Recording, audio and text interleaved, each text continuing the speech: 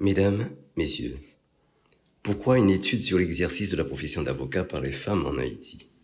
D'abord parce que le Conseil de l'Ordre des avocats de Port-au-Prince entend répondre à une double exigence d'égalité et de liberté dans un champ dont la régulation lui revient. Il s'agit en l'occurrence de se conformer à une prescription générale tout en cherchant à comprendre les racines d'une sous-représentation dont il faut élucider les causes profondes pour définir des actions de redressement. Au-delà de ces exigences, l'intégration croissante des femmes dans le métier d'avocat est susceptible d'infléchir sensiblement le regard discriminatoire porté sur elles par les opérateurs judiciaires. Elle doit contribuer au développement de pratiques professionnelles gouvernées par l'éthique de la performance et de la responsabilité. Le Conseil ne doute point que cet esprit qui a présidé à l'élaboration de l'étude avec le soutien d'Avocats sans frontières trouvera un terrain propice à la matérialisation des perspectives qu'elle ouvre. Je vous remercie de votre attention. Bonjour à tous. Je salue chaleureusement toutes celles et tous ceux qui ont réalisé ce travail malgré les difficultés de l'heure. Je présente mes compliments à toute l'équipe de Avocats sans frontières Canada et du barreau de Port-au-Prince pour leur détermination à avancer et concrétiser ce projet. Avocats sans frontières Canada et le barreau de Port-au-Prince inaugurent aujourd'hui une étude capitale sur l'accès des femmes à la profession d'avocat ainsi qu'à l'exercice du métier d'avocat. L'avocature, un domaine ancestral qui remonte à l'empereur byzantin Justinien Ier, a longtemps été considéré comme l'apanage des hommes. Et au fil des siècles, les femmes ont lutté avec détermination pour obtenir leur place légitime dans cette sphère juridique, autrefois réservée et jugée incompatible avec leur nature. Malgré les obstacles et les discriminations, leur persévérance a porté ses fruits, ouvrant ainsi la voie à une égalité professionnelle longtemps recherchée. Des pionnières telles que Lydia Poet, Anne Dali ou Erta Pascal Trouillot ont bravé les préjugés et les barrières sociales pour s'engager dans cette noble profession. Pourtant, malgré ces avancées, la présence féminine au sein du barreau de Port-au-Prince et des autres juridictions haïtiennes reste en deçà des attentes, contrastant avec la situation en Europe, spécialement en France, où les femmes occupent près de 57% des postes dans le système judiciaire. Cette étude soulève des questions cruciales sur les freins entravant l'accès des femmes haïtiennes à la profession d'avocat, ainsi que sur les défis persistants qu'elles doivent surmonter pour réaliser pleinement leur potentiel dans ce domaine. Nous exprimons notre gratitude envers Avocats sans frontières Canada et le barreau de Port-au-Prince pour leur engagement en faveur de cette étude qui, nous en sommes convaincus, ouvrira de nouvelles perspectives et favorisera une représentation équilibrée avec pour objectif ultime une participation féminine significative atteignant au moins 50% de l'effectif au système judiciaire haïtien. Merci. L'étude sur l'accès des femmes à la profession d'avocat en Haïti examine les dynamiques sociétales et les obstacles professionnels en tenant compte des inégalités et des discriminations historiques générées par le système patriarcal. Ainsi, dans une approche intersectorielle, l'étude explore les interactions entre l'organisation sociale, l'accès à la profession, la situation des avocates et les obstacles rencontrés. Cette étude combine des méthodes quantitatives et qualitatives. Selon les résultats, on recense 598 avocates, dont 235 ont participé à l'enquête, représentant ainsi un taux de sondage de 39,2%. Les données ont été collectées via un questionnaire numérisé de 47 questions. Des focus groups ont été organisés ainsi que des entretiens individuels semi-dirigés avec 10 personnalités clés. Malgré les défis tels que l'insécurité et la disponibilité limitée des archives, cette étude propose une analyse approfondie des difficultés auxquelles les femmes font face dans l'exercice de la profession d'avocat en Haïti.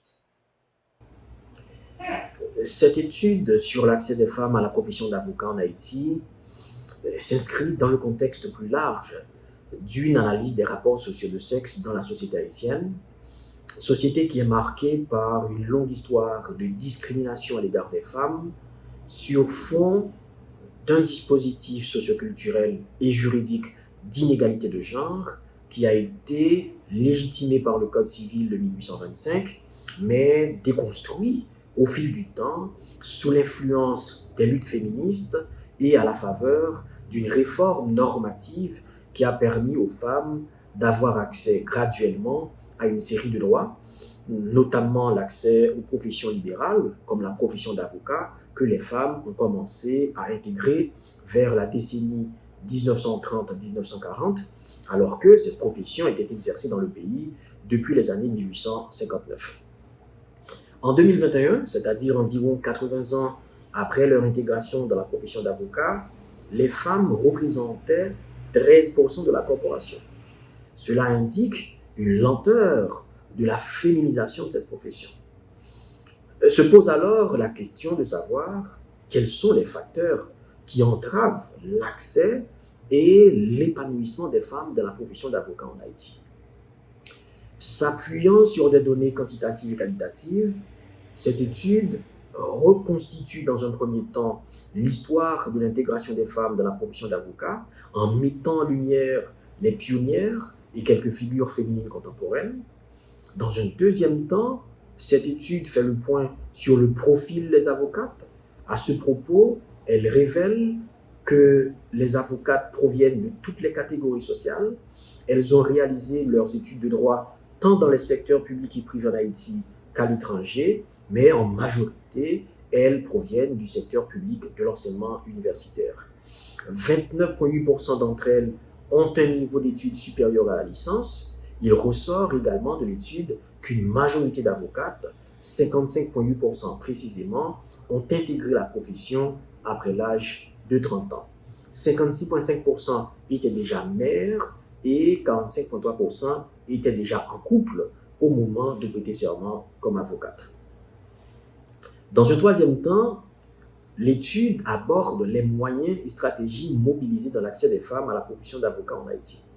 À ce sujet, elle révèle que certaines avocates ont évolué dans un environnement socio-familial marqué par la présence de professionnels du droit en qualité de partenaires ou proches parents, et 49,4% se sont appuyés sur le réseau socio-familial pour trouver un cabinet d'avocats ou réaliser leur stage. Alors, si le réseau socio-familial paraît représenter un atout dans l'accès des femmes à la profession, il ne constitue pas cependant une condition déterminante. C'est plutôt la détermination personnelle et la débrouillardise que 61,7% des avocates considèrent comme étant le facteur le plus déterminant dans leur accès à la profession.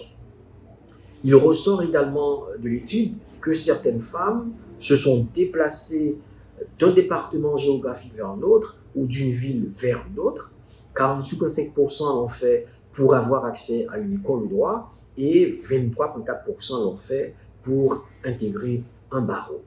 L'étude révèle par ailleurs que 54% ont commencé à exercer en qualité de fondé de pouvoir avant de devenir avocate.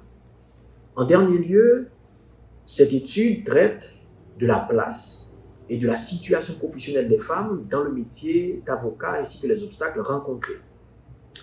D'abord, l'étude indique que les femmes ont une place limitée dans la profession d'avocat en Haïti. Elles sont sous-représentées et peu d'entre elles accèdent aux espaces de leadership et de décision dans la profession. Cela peut être analysé comme étant le résultat de la domination masculine qui caractérise la profession d'avocat en Haïti, avec 87% d'hommes qui contrôlent la majorité des cabinets ainsi que les espaces de pouvoir au sein de l'ordre. Cette réalité conforte l'image d'une profession virile, considérée comme l'apanage des hommes, et entraîne des conséquences sur les femmes qui se trouvent alors confrontées à différents obstacles pour accéder à la profession et s'y épanouir. Deux types d'obstacles sont relevés dans cette étude. Des obstacles à caractère général qui n'affectent pas spécifiquement les femmes, mais qui peuvent avoir des effets spécifiques sur elles. C'est le cas des difficultés rencontrées pour l'obtention de la licence en droit, notamment la rédaction et la soutenance du mémoire, considéré comme un exercice chronophage et budgétivore, qui, d'un côté, induit un prolongement incontrôlé de la scolarité et de l'autre côté, expose les femmes à des avances sexuelles de la part de certains encadreurs qui profitent des déficits institutionnels d'encadrement des étudiants au niveau des facultés. De même, au moment du stage, et faute de contrôle adéquat de la part des barreaux, les femmes sont exposées au sexisme dans la profession et même à des avances sexuelles de la part de certains propriétaires de cabinets. La seconde catégorie d'obstacles est spécifique à la condition féminine. Ces obstacles peuvent prendre la forme de charges familiales, obligeant certaines avocates à limiter le temps consacré à la profession, la forme de pression sociale liée aux conduites de fidélité généralement attendues des femmes en couple, obligeant certaines avocates à limiter leur collaboration avec des confrères et même les heures de fréquentation des cabinets pour éviter de s'exposer à des bavardages, la forme également de discours discriminants et réducteurs dans le milieu universitaire, où certains profs font des blagues sur l'inaptitude des femmes à réussir dans la profession d'avocate considérée comme une profession d'homme, et dans les milieux d'exercice de la profession où des avocates sont appelées madame au lieu de maître, de façon à les réduire à leur genre. Des confrères et d'autres membres du personnel judiciaire n'hésitent pas à rappeler publiquement à des avocates que leur place est à la cuisine en tant que femme, ou même juger leur style vestimentaire, soit pour le reprouver, soit pour avancer des compliments excessifs et inopportuns qui participent à l'érotisation du corps de l'avocate. Cette érotisation fait ressentir à certaines avocates une tendance à associer leur succès à le pouvoir de séduction tout en dépréciant leur qualité professionnelle. Dans la même veine, en raison du sexisme dans la société, certaines avocates sont victimes de méfiance de la part de clients, d'autres font l'expérience d'une sorte de cloisonnement professionnel dans certains cabinets d'avocats où elles sont mobilisées principalement sur certains dossiers et écartées sur d'autres, considérés comme étant trop dangereux pour une femme. Sur fond global de ce sexisme, certaines avocates sont victimes de harcèlement sexuel dans l'exercice de la profession, de la part d'avocats et de magistrats notamment. Cela constitue un vrai problème. Et c'est fort de toutes ces difficultés que les avocates considèrent que l'accès à la profession d'avocat et son exercice par les femmes en Haïti relèvent d'un parcours de combattantes.